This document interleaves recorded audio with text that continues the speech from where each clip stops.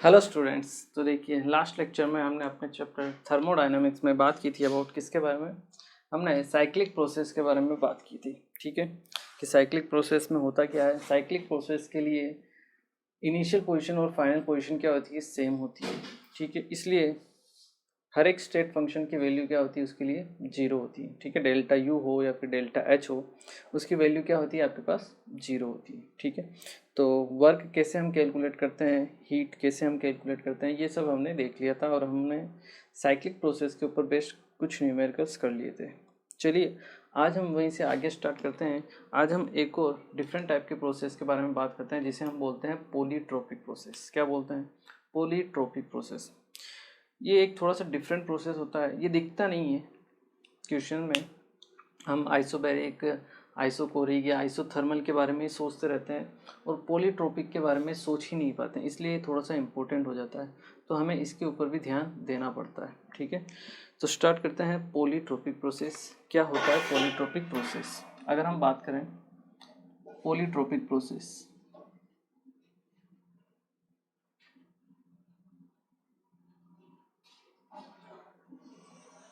देखिए, polytropic process में होता क्या है बेसिकली। अगर हम बात करें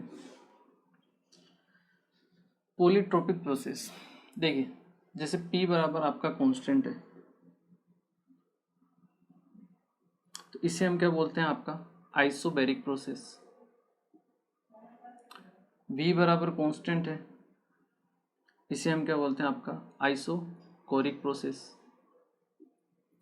PV इक्वल टू कांस्टेंट है, इसे हम क्या बोलते हैं, आपका आइसोथर्मल प्रोसेस। ठीक है, और PV गामा बराबर कांस्टेंट है, तो इसे हम क्या बोलते हैं, आपका एडियाबेटिक प्रोसेस। ठीक है, लेकिन इन सब के अलावा अगर कोई और फंक्शन आता है, उसे हम बोलते हैं आपका polytropic process. That is PV की पावर 2 आ गया मान लीजिए। ठीक है, PV2 इक्वल टू कॉन्स्टेंट। अब देखिए गामा की वैल्यू मैक्सिमम कितनी हो सकती है अगर हम बात करें मोनो एटॉमिक के लिए। गामा कितना हो सकता है? 5/3। ठीक है, डाई एटॉमिक के लिए गामा कितना होता है? 7/5। ठीक है, ये होता है 1.66, ये होता है 1.4 के आसपास। और वहीं अगर हम बात करें आपके पॉली एटॉमिक के लिए, तो गामा की वैल्यू कितनी होती है? 5/3 या फिर 4/3, दैट इज 1.33 के आसपास। ठीक है, तो ये वाली जो कंडीशन है PV स्क्वायर बराबर कांस्टेंट, ये कहीं पे भी नहीं बैठती। तो इस टाइप की जो प्रोसेस होती है उसे हम बोलते हैं आपकी पॉलीट्रोपिक प्रोसेस। ठीक है, मतलब इन सब के अलावा कुछ भी हो, PV स्क्वायर मतलब 2 हो, 3 हो, 5 हो, 10 हो, 1/2 हो, जितनी भी पॉसिबिलिटी है, -1 हो, -2 हो, कुछ भी वैल्यू आ जाए, वो कांस्टेंट है, तो उसे हम क्या बोलते हैं, आपका पॉलीट्रोपिक प्रोसेस। मतलब जैसे PV की पावर x आ जाए, उसे हम बोलते हैं आपका पॉलीट्रोपिक प्रोसेस। इसे हम क्या बोलेंगे, आपका पॉलीट्रोपिक प्रोसेस। ठीक है, x की वैल्यू आपकी कुछ भी ले सकते हो आप। ठीक है, x की वैल्यू आप कुछ भी ले सकते हो। और x क्या होगा, अगर हम x की बात करें तो पॉलीट्रोपिक इंडेक्स इसको बोला जाता है। पॉलीट्रोपिक इंडेक्स इसे बोला जाता है। ठीक है, इसमें कुछ भी हो सकता है। जैसे मैं लिखता हूँ आपके पास P इक्वल टू V। ठीक है, मैं लिखा P इक्वल टू V। ठीक है, या फिर मैं ऐसा लिखता हूँ PV की पावर -1 बराबर कांस्टेंट। यहाँ पे पावर क्या है? -1, x की वैल्यू -1 है, तो वो किसके अंदर आएगा? आपका पॉलीट्रोपिक प्रोसेस के अंदर आएगा। या फिर P की power 3/4 V equal to constant आ जाए। जरूरी नहीं है कि V की पावर x, यहाँ पावर 3/4 है, कोई दिक्कत नहीं है। 4/3 पावर से अगर मैं मल्टीप्लाई करूँगा तो P की पावर 1 हो जाएगी, V की पावर 4/3 हो जाएगी, बराबर कांस्टेंट रहेगा। ठीक है, तो ये भी किस में आएगा? आपके पॉलीट्रोपिक इंडेक्स में आएगा। जैसे आपको दिया गया है T equal to V square. ठीक है, तो हम कैसे कैलकुलेट करेंगे? अब यहाँ तो प्रेशर है ही नहीं, कोई दिक्कत नहीं। टी को हम क्या लिख सकते हैं? P V equal to N R T से T equal to P V upon N R. N R क्या होता है आपका? कांस्टेंट होता है, ठीक है। तो P into V upon N R बराबर वी स्क्वायर, ठीक है। यहाँ से वी से एक वी कैंसिल, तो पी इक्वल टू क्या आ जाएगा आपके पास, या फिर पी वी की पावर -1 इक्वल टू क्या आ जाएगा आपके पास? कांस्टेंट। सेम यही कंडीशन बन चुकी है। तो इस तरह की कोई भी कंडीशन आपके पास आ जाए जिसमें ये चारों प्रोसेस ना हो, उसे हम क्या बोलते हैं? आपका पॉलीट्रोपिक प्रोसेस बोलते हैं। अब ये जो पॉलीट्रोपिक प्रोसेस होता है उसके अंदर आपका ये चारों इंक्लूड होते हैं, ठीक है। इस पॉलीट्रोपिक प्रोसेस में आपके चारों ये इंक्लूड होते हैं ऑलरेडी। जैसे मैं x की वैल्यू लिखता हूँ 0, x की वैल्यू लिखूंगा 0, तो p इक्वल टू क्या होगा? कांस्टेंट। और p इक्वल टू कांस्टेंट किसके लिए हम बोलते हैं? आइसोबैरिक के लिए, मतलब ये इसमें इंक्लूड हो चुका है, ठीक है। x की वैल्यू में मैं 1 लिखता हूँ, तो पी वी इक्वल टू क्या हो गया? कांस्टेंट। और ये किसके लिए हो गया? ये आइसो थर्मल के लिए हो गया। मैं x की वैल्यू लिखता हूँ गामा, तो P V gamma equal to constant क्या हो गया आपके पास? एडियाबेटिक हो गया। P V gamma equal to constant, ये क्या हो चुका आपके पास? एडियाबेटिक, ठीक है। x की वैल्यू अगर मैं इन्फानाइट लिखता हूँ, x की वैल्यू मैं इन्फानाइट लिखता हूँ, तो 1/x को, इसको पी वी की पावर x को मैं इस तरह से लिखता हूँ, p की power 1/x v equal to constant, इस तरह से लिख सकता हूँ मैं इसको। पावर x में स्क्वायर रूट लिया मैंने x से, तो यहाँ पे आ गया 1/x, यहाँ पे 1 आ गया। यहाँ पे कांस्टेंट से तो कोई फ़र्क नहीं पड़ता है, कांस्टेंट ही रहेगा। 1/x, अगर x इन्फानाइट है तो 1/x क्या होगा? 0 को टेंड करेगा, तो ये क्या आएगा? v equal to constant. कुल मिला के आपको ये ध्यान रखना है कि पी वी की पावर x बराबर कांस्टेंट आए, x की वैल्यू कुछ भी हो सकती है, वो सब किस कैटेगरी में आएंगे? आपके पॉलीट्रोपिक इंडेक्स की कैटेगरी, मतलब पॉलीट्रोपिक प्रोसेस की कैटेगरी में आएंगे। पावर 1 हो सकती है, 2 हो सकती है, 5 हो सकती है, -1 -2 -2/3, कुछ भी हो सकती है। और ये जो सिंपल है, चारों इसके अंदर क्या हो जाती है? ऑलरेडी इंक्लूड हो जाती है, ठीक है। अगर हम यहाँ पे ग्राफ प्लॉट करें तो ग्राफ भी प्लॉट कर सकते हैं हम। चलिए इसको एक बार आप नोट कर लीजिए, फिर हम क्या करते हैं, इसके ऊपर जो ग्राफ है पीवी ग्राफ, उस ग्राफ को डिनोट करते हैं सभी के लिए।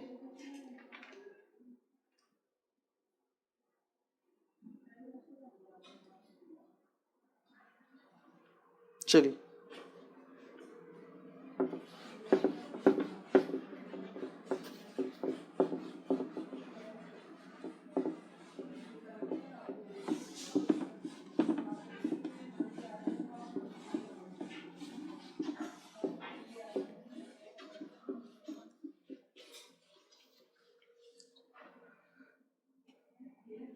ग्राफ प्लॉट करते हैं। देखिए प्रेशर और वॉल्यूम के अंदर अगर हम एक ही ग्राफ में सभी को डिनोट करें, प्रेशर और वॉल्यूम को, कोई वॉल्यूम है आपका V1, ठीक है, इनिशियल वॉल्यूम, और मान लो आपका ये फाइनल वॉल्यूम है, और आपका प्रेशर कुछ दिया हुआ है, ठीक है, P यहाँ पे दिया हुआ है, ठीक है। तो देखिए अगर हम ग्राफ प्लॉट करें, सबसे पहले x की वैल्यू 1 रखते हैं, x की वैल्यू 0 रखते हैं। अपने पास इक्वेशन क्या थी? पी वी की power x equal to constant. x की वैल्यू में 0 पुट करता हूँ तो p बराबर कॉन्स्टेंट, मतलब आपका प्रेशर क्या है? कॉन्स्टेंट है। मतलब आपका ग्राफ किस तरह से बनेगा? इस तरह का बनेगा, ठीक है। ये ग्राफ किसी के बारे में बताएगा? आपके आइसोबैरिक ग्राफ के बारे में, ठीक है। इसके बाद मैं दो ग्राफ प्लॉट करता हूँ, एक ये और एक आपका ये वाला कर्व, ठीक है। इसमें से एक तो आपके पास आइसोथर्मल कर्व होगा और एक होगा आपके पास एडियाबेटिक कर्व। तो कौन सा आइसोथर्मल होगा? दोनों का फाइनल वॉल्यूम क्या है? सेम है, ठीक है। यहाँ से हम क्लॉकवाइज रोटेट करेंगे, तो फर्स्ट जो आएगा वो क्या होगा आपके पास? आइसोथर्मल, बिल्कुल सही। तो ये हो जाएगा आपके पास आइसोथर्मल। ठीक है, आइसोथर्मल में क्या होता है, पीवी बराबर कांस्टेंट, मतलब एक्स की वैल्यू 1 होती है, और एक्स की वैल्यू जब गामा होती है तो ये वाला जो कर्व होगा ये किसका होगा आपके पास, एडियाबेटिक का। क्लियर है। और इनफाइनाइट जब हम रखते हैं तो वॉल्यूम कांस्टेंट होता है, तो वॉल्यूम कांस्टेंट रहेगा तो आपके पास ये वाला कर्व आ जाएगा।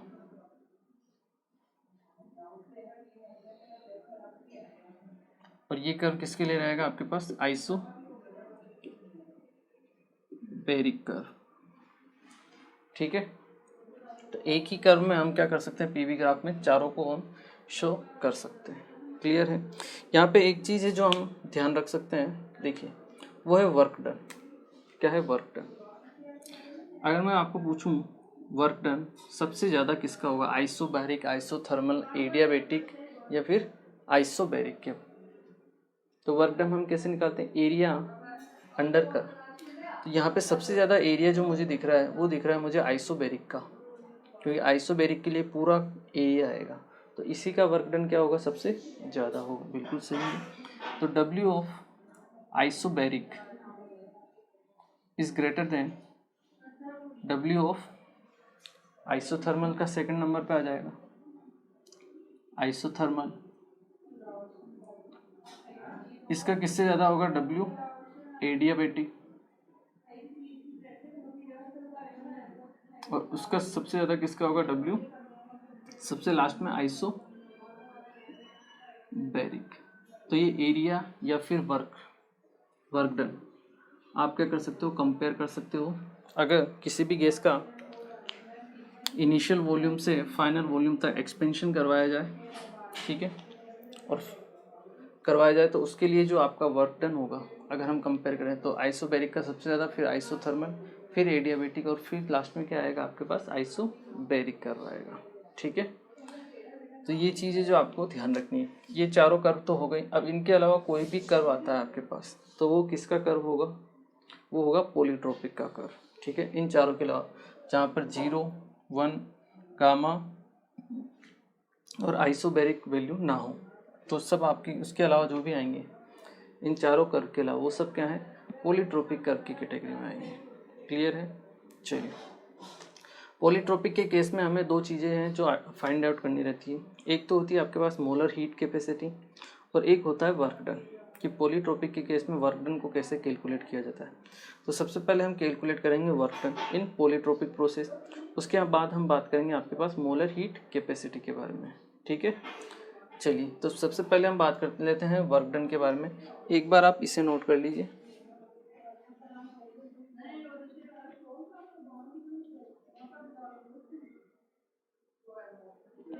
चलिए, नेक्स्ट हम बात करते हैं आपके पास calculation of work in polytropic process. Calculation of work in polytropic process. Calculation of work in polytropic process. Polytropic process. Calculation of work in polytropic process के बारे में अगर हम बात करें तो देखिए, पीवी की पावर एक्स बराबर कांस्टेंट होता है। ठीक है, चलिए नेक्स्ट अगर हम बात करें डब्ल्यू क्या होता है, minus P D V, P into D V, volume V1 से आपका V2 की तरफ। ठीक है, चलिए कांस्टेंट को हम के लिख लेते हैं। यहाँ से हम क्या करते हैं, V की वैल्यू, P की वैल्यू फाइंड आउट करते हैं। P इक्वल टू क्या होगा, K इंटू वी की पावर माइनस एक्स। ठीक है, इस वैल्यू को हम यहाँ पुट करते हैं। क्लियर है। तो देखिए W इक्वल टू क्या आ जाएगा, माइनस K इंटू वी की power minus X into D V, integration V1 से V2 की तरफ। ठीक है, K तो कांस्टेंट है आपका, उसको हम क्या करते हैं, बाहर निकाल लेते हैं। ठीक है, तो W equal to minus K integration V1 V2, और यहाँ आएगा V की पावर माइनस एक्स। तो ठीक है, इसका हम इंटीग्रेशन कर ही लेते हैं। K को तो हमने बाहर निकाल लिया, v की पावर माइनस एक्स का अगर हम इंटीग्रेशन करें तो क्या होगा, v की power minus X plus one divide by minus X plus one. ठीक है, v1 से v2 की लिमिट हमने रखी। ठीक है, w इक्वल टू, यहाँ इस माइनस को मैं यहाँ इस माइनस से मल्टीप्लाई करता हूँ तो इसको मैं लिख सकता हूँ 1/x माइनस वन। ठीक है, 1 माइनस एक्स था तो इसको मैंने लिख दिया x माइनस वन, इस माइनस को यहाँ मल्टीप्लाई कर दिया। k को मैं मल्टीप्लाई करता हूँ यहाँ अंदर की तरफ और साथ में लिमिट रख देता हूँ, तो k इंटू वी की power minus X plus one minus यहाँ v2 आ जाएगा, k into V one minus X plus one. ठीक है, चलिए थोड़ा और सोल्व करते हैं इसको।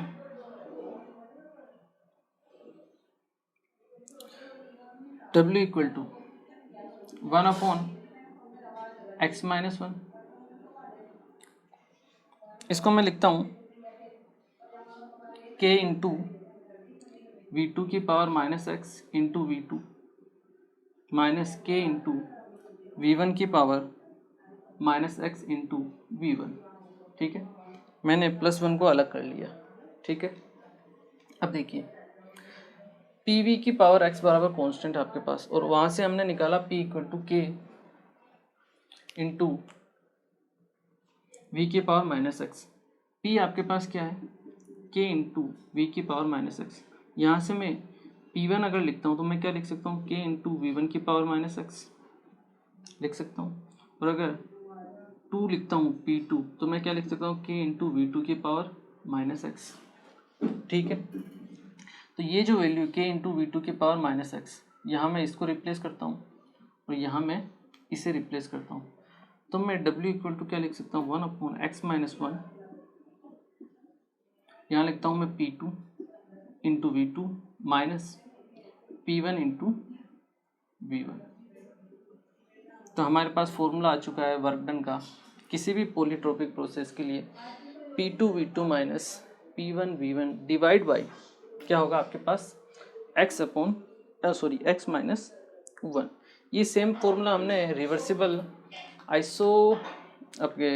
एडियाबेटिक प्रोसेस के लिए भी पढ़ा था, सेम वर्क डन था। p2v2 minus p1 v1 divide by gamma minus one था वहाँ पर, जबकि यहाँ पर क्या है x माइनस वन है। ठीक है, तो डायरेक्ट याद रहे तो अच्छी बात है, अदरवाइज आपको थोड़ा इसको क्या करना पड़ेगा, डिराइव करना पड़ेगा क्वेश्चन के अकॉर्डिंग। ठीक है ना, तो W वर्क डन का फॉर्मूला पॉलीट्रोपिक प्रोसेस के लिए 1/x minus one into p2v2 minus p1 v1। Clear है, चलिए इसे नोट कर लीजिए आप। फिर हम बात करते हैं आपकी मोलर हीट कैपेसिटी के बारे में। ठीक है, चलिए नेक्स्ट हम बात करते हैं अबाउट मोलर हीट कैपेसिटी के बारे में।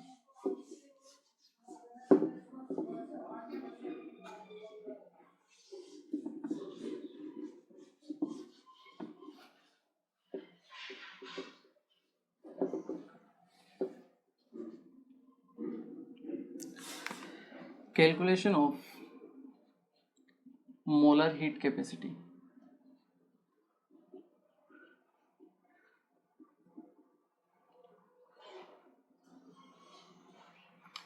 मोलर हीट कैपेसिटी की कैलकुलेशन हम कैसे करते हैं उसके बारे में हम बात करते हैं। देखिए CM मोलर हीट कैपेसिटी का फॉर्मूला क्या होता है, या अगर हम बात करें हीट के लिए QM की वैल्यू क्या होती है, NCM इंटू डेल्टा T। ठीक है, और यहाँ से अगर हम मोलर हीट कैपेसिटी की बात करें दैट इज CM, तो CM को क्या लिख सकते हैं, अगर 1 मोल के लिए अगर हम इसको डिफाइन करें तो N की वैल्यू तो होगी 1, CM इक्वल टू हो जाएगा आपके पास Q divide by delta T, या फिर इसे हम क्या लिख सकते हैं DQ बाई DT। ठीक है, तो ये इक्वेशन है जो आपको काम में लेनी है। कभी भी आपको अगर मोलर हीट कैपेसिटी के बारे में पूछा जाए CM equal to Q divide by delta T या फिर DQ बाई DT। ठीक है, चलिए अब हम बात करते हैं from first law of thermodynamics से अगर हम बात करें। ठीक है, डी यू इक्वल टू क्या होता है आपके पास, D Q plus D W, ठीक है, यही होता है। यहाँ से अगर हम डी क्यू की वैल्यू फाइंड आउट करें, D Q D U minus D W, ठीक है, डी डब्ल्यू को हम क्या लिख सकते हैं, माइनस पी डी वी, ठीक है, माइनस माइनस प्लस हो जाएगा, तो D Q equal to D U plus P D V, ठीक है। चलिए, तो यहाँ से अगर हम डी क्यू की वैल्यू यहाँ पुट करें तो देखिए सी एम की वैल्यू हमारे पास क्या आती है, D U plus P D V divide by D T, ठीक है।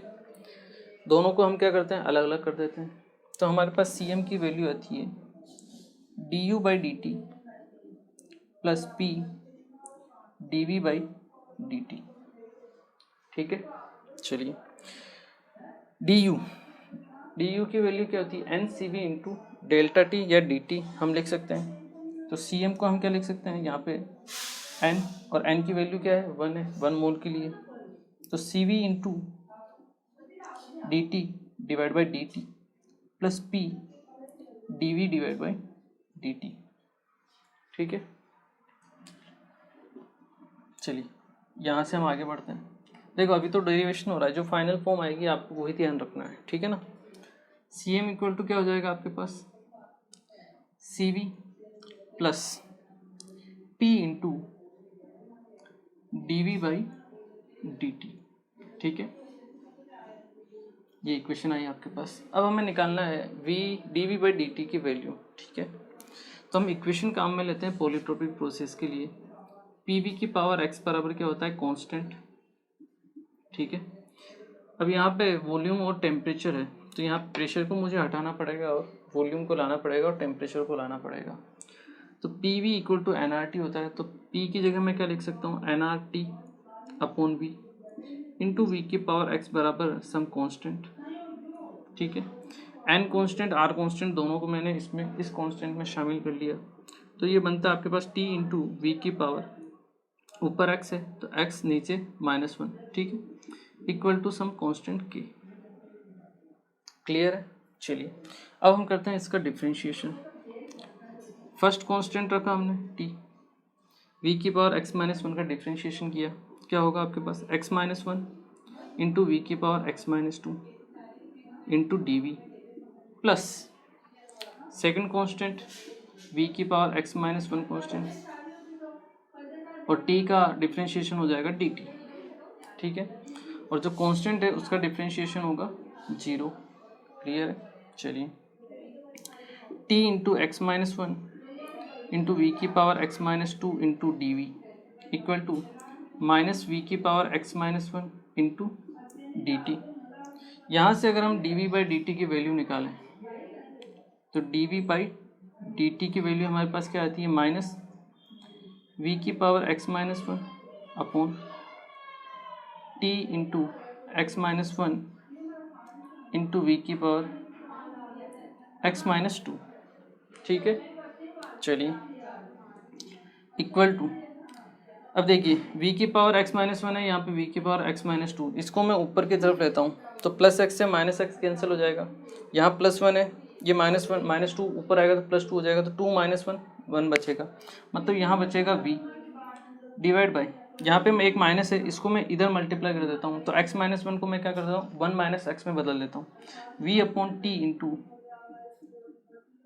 1 - x, ठीक है। इस वैल्यू को मैं रखता हूँ यहाँ पर। क्लियर है। चलिए, जैसे मैं इस वैल्यू को यहाँ पर पुट करता हूँ, यहाँ पर, तो देखिए हमारे पास वैल्यू क्या आती है, C M equal to C V plus P into D V by D T. D V by D T की वैल्यू हमने रखी P into V divide by T into 1 - x, तो P V equal to N R T, तो P V upon T को मैं क्या लिख सकता हूँ, आर लिख सकता हूँ, क्योंकि एन की वैल्यू तो 1 है, तो सी एम इक्वल टू आपके पास आ जाएगा C V plus R upon 1 - x, ठीक है। तो ये हमारे पास फाइनल इक्वेशन है और फाइनल आपके पास फॉर्मूला है जिससे हम क्या कर सकते हैं, मोलर हीट कैपेसिटी को कैलकुलेट कर सकते हैं। ठीक है, यही फॉर्मूला आपको ध्यान रखना है। इतनी कहानी आपको याद रखने की कोई ज़रूरत नहीं है। एक तो ये चीज़ ये याद रखना है, CM = QM divide by delta T, या फिर dQ/dt, या फिर ये ध्यान रखना है कि CM = CV + R/1 - x। ठीक है, CV की वैल्यू हमें पता चल जाएगी किसी भी मोनो एटॉमिक, डायटोमिक या ट्राई एटॉमिक के लिए।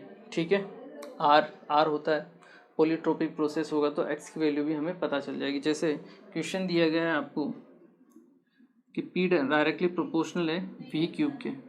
ठीक है, किसी भी मोनो एटॉमिक गैस के लिए CM की वैल्यू फाइंड आउट करो। For mono atomic gas find CM आपको फाइंड आउट करना है। ठीक है, कोई दिक्कत नहीं है। CM = क्या हो जाएगा, CV। मोनो एटॉमिक के लिए गैस CV कितना होता है, 3R/2, बिल्कुल करेक्ट है, प्लस R/1 - x की वैल्यू कितनी हो जाएगी, यहाँ से P directly proportional to V³ है। इसको मैं क्या लिख सकता हूँ, P V⁻³ = सम कांस्टेंट K लिख सकता हूँ। ठीक है, प्रोपोर्शनलिटी साइन हटेगा, कुछ कांस्टेंट आएगा K। इस पावर को मैं इस तरफ ले लेता हूँ तो पावर -3 हो जाएगी, तो x की वैल्यू हो गई -3, तो 1 - -3।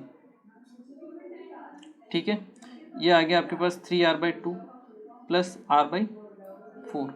एलसीएम ले लीजिए 4, ये 6R + R that is 7R। तो CM की वैल्यू होगी आपके पास कितनी,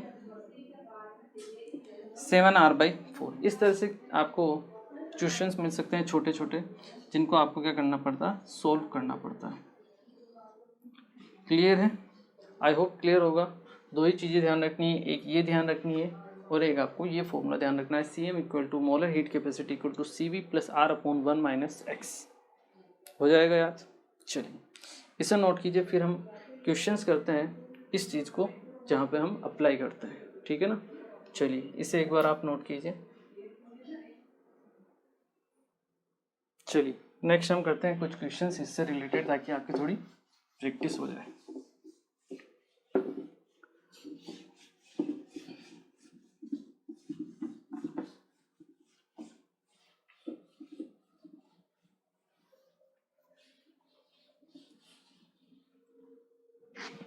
चलिए क्वेश्चन देखते हैं हम।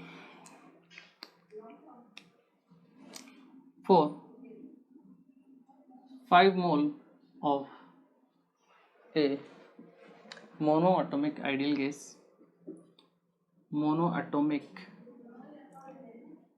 gas undergoing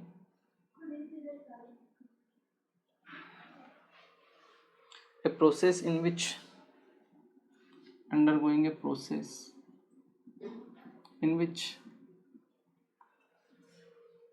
its pressure is equal to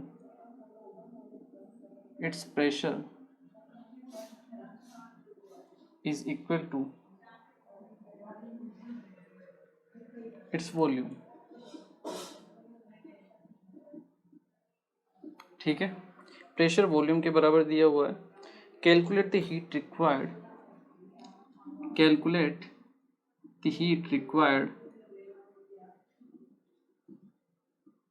in calories to raise its temperature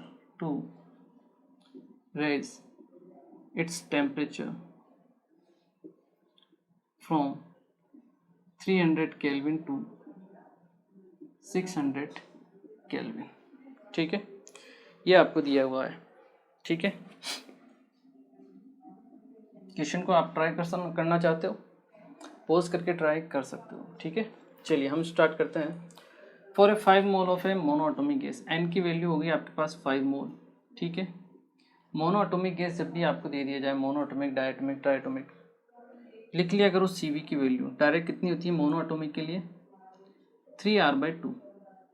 ठीक है, CV की value undergoing a process in which its pressure is equal to its volume, मतलब प्रेशर को किसके इक्वल दिया हुआ है, वॉल्यूम के। जैसे प्रेशर और वॉल्यूम के इक्वल दिया हुआ है, इसको आपको थोड़ा मॉडिफाई करना पड़ेगा ताकि आप पॉलीट्रोपिक को समझ सको। इसको मैं लिखता हूँ पी वी की पावर -1 इक्वल टू कॉन्स्टेंट। ठीक है, यहाँ से मेरे पास x की वैल्यू आती है -1। That's it. ये चीज़ें जो इम्पोर्टेंट है, जो आपको ध्यान रखनी है। अदरवाइज प्रेशर और वॉल्यूम को सोच के यहाँ तक सोचना मुश्किल होता है कि ये इनमें आपस में कौन सा रिलेशन है। ठीक है, तो ये इस तरीके से पॉलीट्रोपिक आपकी क्या बनेगी, इक्वेशन बनेगी। Calculate the heat required to raise in calories to raise its temperature. ठीक है, तो देखिए QM अगर हम बात करें, मोलर हीट कैपेसिटी क्या होती है, N into C M into delta T. N की वैल्यू 5 है, CM हमें निकालना है, डेल्टा टी हमें दिया हुआ है 300 से 600, मतलब 300 हो गया डेल्टा टी। CM की वैल्यू निकालनी है, निकाल सकते हैं। CM इक्वल टू क्या होता है, CV plus R/1 minus x.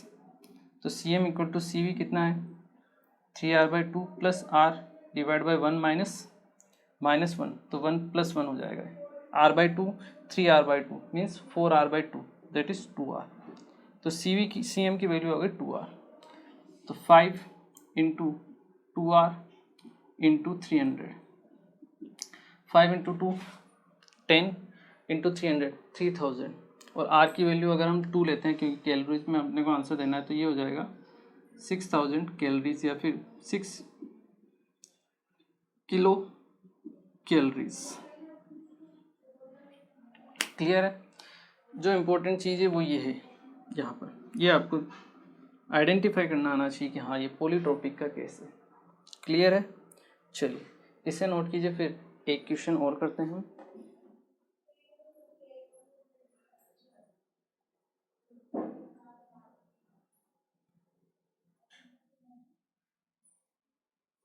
चलिए एक क्वेश्चन और देखते हैं हम।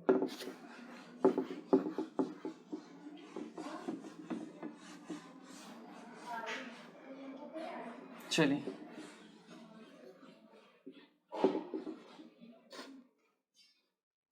एक क्वेश्चन और देखते हैं। For an ideal monoatomic gas, for an ideal monoatomic gas, ठीक है, during any process, during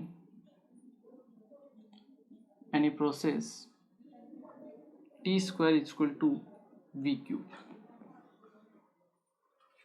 KV cube, T square is equal to some constant K into V cube, ये आपको दिया हुआ है। ठीक है, calculate the molar heat capacity, calculate the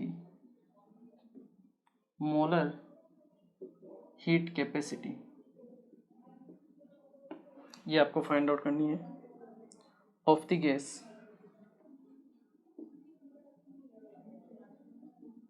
in the process. ठीक है, ये आपको क्वेश्चन में दिया हुआ है। ठीक है, आई एम श्योर आप कर लोगे। ठीक है ना, चाहो तो वीडियो को पॉज करके एक बार इसको आप ट्राई भी कर सकते हो। ठीक है, चलिए मैं स्टार्ट करता हूँ। For an ideal monoatomic gas, देखो मोनोएटॉमिक गैस दे दिया तो CV हो गया आपके पास 3R/2। ठीक है, जैसे जैसे क्वेश्चन में दिया जाए लिखते जाओ, अपने आप आधा क्वेश्चन ऐसे ही सोल्व हो जाता है। अब T और V में अटपटा सा रिलेशन आते हैं, आपके दिमाग में क्या घूमना चाहिए कि ये पॉलीट्रोपिक का केस हो सकता है। तो T स्क्वायर इक्वल टू आपके पास दिया हुआ है V cube, K into V cube. तो T को आपको कन्वर्ट करना पड़ेगा, प्रेशर की टर्म्स लानी पड़ेगी। तो T को हम क्या लिख सकते हैं, PV/NR। NR तो वैसे भी कांस्टेंट है, इसके अंदर चला जाएगा। ठीक है, इसकी जगह हम लिखते हैं P square V square equal to K into V cube. ठीक है, साथ में चाहो तो आप N स्क्वायर R स्क्वायर भी लिख सकते हो, ये कांस्टेंट है, इसके अंदर चला जाएगा। ठीक है, यहाँ से बचेगा आपके पास P स्क्वायर, यहाँ पे V स्क्वायर, यहाँ पे V क्यूब है, तो 2 पावर से 3 पावर 1 बचेगी यहाँ पे पावर। इसको मैं नीचे की तरफ लाऊंगा तो पावर जाएगा -1 में।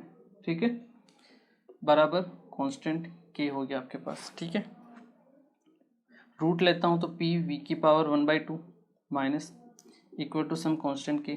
कांस्टेंट के लिए तो हमेशा कांस्टेंट ही रहेगा, ठीक है। यहाँ से हमारे पास x की वैल्यू आ जाती है, दैट इज़ -1/2, ठीक है। बस ये चीज़ आ गई है। अब देख लीजिए क्या निकालना है आपको, मोलर हीट कैपेसिटी, ठीक है। तो देखिए Cm इक्वल टू क्या होता है आपके पास, CV + R/1 - x। CV की वैल्यू पता है, ठीक है, R पता ही है, x की वैल्यू हमारे पास आ गई है, तो Cm की वैल्यू आपके पास आ जाएगी, that is 3R/2 + R/1 - x की जगह -1/2, तो माइनस माइनस +1/2, तो 3R/2 प्लस यहाँ बचेगा नीचे 3R/2, यहाँ बचेगा 3/2, तो 2 ऊपर चला जाएगा तो बचेगा 2R/3। एलसीएम लिया 6, यहाँ बचेगा 9R + 4R, तो CM आपके पास आ गया कितना, 13R/6। ये आपके पास फाइनल आंसर आ गया मोलर हीट कैपेसिटी का, ठीक है ना। तो अगर आपको फॉर्मूला पता है तो आपके लिए बहुत इजी हो जाएगा, ठीक है, क्वेश्चंस को सोल्व करना। क्लियर है। चलिए इसी टाइप के क्वेश्चंस आते हैं, छोटे छोटे ही क्वेश्चन रहते हैं, ज़्यादा बड़े नहीं रहते हैं। इसे नोट कीजिए, फिर एक क्वेश्चन और करते हैं।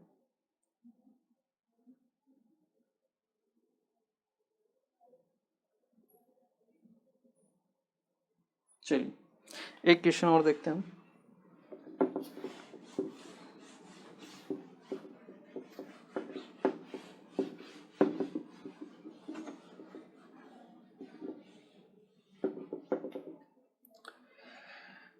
क्वेश्चन दिया हुआ है आपको, a diatomic gas initially at a diatomic gas initially at 273 Kelvin is given 100 calorie of heat, ठीक है, due to which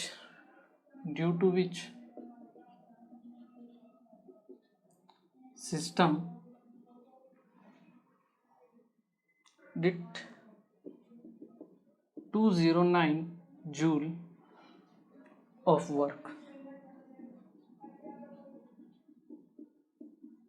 The molar heat capacity of the gas, आपको क्या कैलकुलेट करनी है, मोलर हीट कैपेसिटी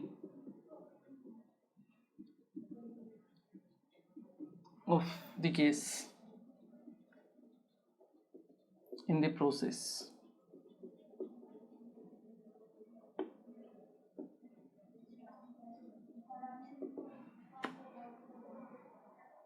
क्लियर है। चलिए देखिए diatomic gas दिया हुआ है, डायटोमिक गैस के लिए CV की वैल्यू होती है 5R/2। पहले लिख ली, जरूरत है नहीं है, बाद में देखा जाएगा, ठीक है ना। देखो लिख लिख के चीज़ें याद होगी, ठीक है।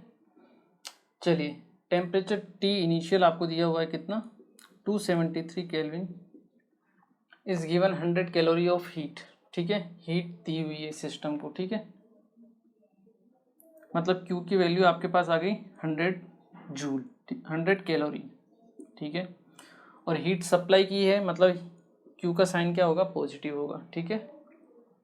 Due to which system did 209 joule of work, system work करता है W कितना, 209 जूल। तो सबसे पहले तो जूल को कैलोरी में कन्वर्ट कीजिए, और सिस्टम वर्क कर रहा है, यहाँ पे साइन कैसा आएगा, नेगेटिव वाला आएगा। तो जूल को कैलोरी में कन्वर्ट करने के लिए 4.18 से हम क्या करते हैं, डिवाइड करते हैं। तो 4.18 को अगर हम मैं 50 से मल्टीप्लाई करूँ तो उसकी वैल्यू आती है 209। तो यहाँ अपने पास 50 कैलोरीज क्या आता है, वर्क डन आता है, ठीक है। चलिए molar heat capacity of the gas ये आपको निकालनी है, दैट इज CM आपको निकालनी है, ठीक है। तो देखिए यहाँ पे हमें कोई भी इक्वेशन तो दिख नहीं रही है PV वाली, ठीक है। तो वो तो हमारे पास काम में आ नहीं सकता कि CM = CV + R/1 - x, वो तो हम काम में नहीं ले सकते। हम सिंपल फॉर्मूला काम में ले सकते हैं, that is heat divide by delta T। वही होता है अपने पास फॉर्मूला मोलर हीट कैपेसिटी निकालने का, इसको हमें काम में लेना पड़ेगा, ठीक है। अब देखिए क्यू तो हमें पता है कितनी एनर्जी, कितनी हीट सप्लाई की गई है, 100 कैलोरीज, ठीक है। डेल्टा टी हमें नहीं पता है, तो हमारे पास क्यू है डब्ल्यू, यहाँ से हम क्या निकाल सकते हैं, delta U from first law of thermodynamics. Delta U equal to क्या होता है, क्यू प्लस डब्ल्यू, और डेल्टा यू क्या होता है, N C V into delta T, that is Q कितना है 100 माइनस 50, क्योंकि वर्क कितना है -50 है, ठीक है ना। तो ये आ गया आपके पास -50 कैलोरीज, ठीक है। और एन की वैल्यू आपके पास नहीं दी हुई है, मोलर हीट कैपेसिटी की बात कर रहे हैं तो एन की वैल्यू होगी 1, ठीक है। सी वी की वैल्यू है 5R/2 equal to delta T equal to 50, ठीक है। यहाँ से आपके पास डेल्टा टी की वैल्यू आती है कितनी, 5 से ये गया आपके पास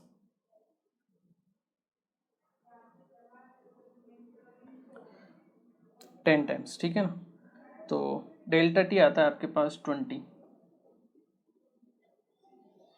ठीक है।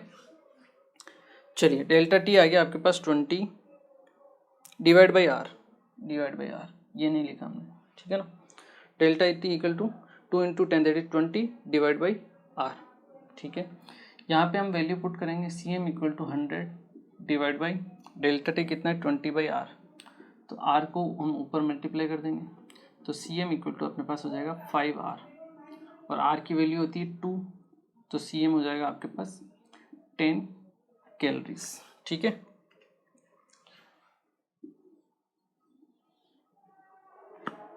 तो इस टाइप से हमें क्या करना है, क्वेश्चंस को सोल्व करना है, ठीक है।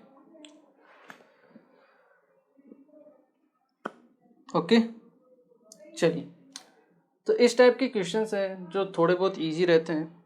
अगर आपके पास पीवी की इक्वेशन बन रही है तो पॉलीट्रोपिक वाला केस काम में लो, क्योंकि सीएम निकालने के लिए वही एक फॉर्मूला है, या फिर सीएम निकालने का एक दूसरा तरीका है अगर आपको पॉलीट्रोपिक इक्वेशन ना दी हुई हो तो, ठीक है, Q divide by delta T से। आई एम श्योर आप लोगों को क्लियर होगा। इस क्वेश्चन को नोट कीजिए एक बार। ओके स्टूडेंट्स, तो देखिए आज के लेक्चर में हमने बात की अबाउट किसके बारे में, पॉलीट्रोपिक प्रोसेस के बारे में। इंपॉर्टेंट प्रोसेस है, आपको हमेशा अगर कोई इक्वेशन ना बने तो इस तरह से इसको सोचना आना चाहिए कि हाँ ये पॉलीट्रोपिक का केस हो सकता है, तभी आप उस टाइप के क्वेश्चन को कर पाओगे, ठीक है।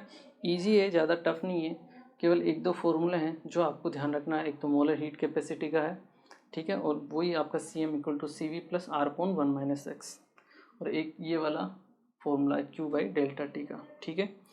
तो 2-3 फॉर्मूले याद रख के आप क्या कर सकते हो, इस टाइप के जो भी क्वेश्चंस आएंगे उनको आप सोल्व कर सकते हो। क्लियर। चलिए आज का जो लेक्चर है वो यहीं कंप्लीट होता है आपका, ठीक है, और आपका पॉलीट्रोपिक प्रोसेस कंप्लीट होता है। नेक्स्ट लेक्चर में हम आगे पढ़ेंगे, हमारा फर्स्ट लॉ ऑफ थर्मोडायनामिक्स यहाँ पे कंप्लीट होता है। नेक्स्ट हम बात करेंगे about second law of thermodynamics के बारे में, ठीक है, सेकंड लॉ ऑफ थर्मोडायनामिक्स। और सेकंड लॉ ऑफ थर्मोडायनामिक्स को पढ़ाने से पहले मैं आपको एक और टॉपिक पढ़ाऊँगा बीच में, दैट इज़ रिएक्शंस के बारे में, ठीक है। रिएक्शन ऑफ प्रोडक्ट और रिएक्टेंट क्या होती है, कैसे हम एंथैल्पी वगैरह को फाइंड आउट करते हैं किसी भी रिएक्शंस के लिए, ठीक है। तो उसके बारे में हम बात करेंगे ताकि हमें अपना सेकंड लॉ और थर्ड लॉ पढ़ने में क्या रहे, थोड़ी बहुत आसानी रहे, ठीक है। तो चलिए मिलते हैं फिर अपने नेक्स्ट लेक्चर में। Thank you very much.